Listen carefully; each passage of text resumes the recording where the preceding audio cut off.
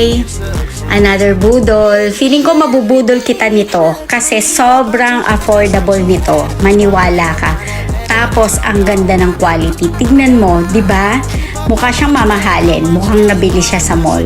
Tingnan mo from sa bulsa niya and sa fitting niya, tingnan mo, ang ganda. Excited na ako mag-Monday para masuot ko siya. Ayan o, hindi ako makaget over kaya ang tagal ko siyang tinatry or sinusukat-sukat sa salamin. Kasi tingnan mo, first time kong matuwa talaga. Sobrang natuwa ako and balak kong umorder ng ibang color. Kaya lang sana seller mag-restock ka na. Ayan. Ang ganda niya, 'di ba? Tingnan mo yung fitting niya. Hindi siya papahuli sa mga kasi meron akong mga trouser na sabihin na natin medyo may tatak. May tatak. Hindi, pinapabili ko lang yun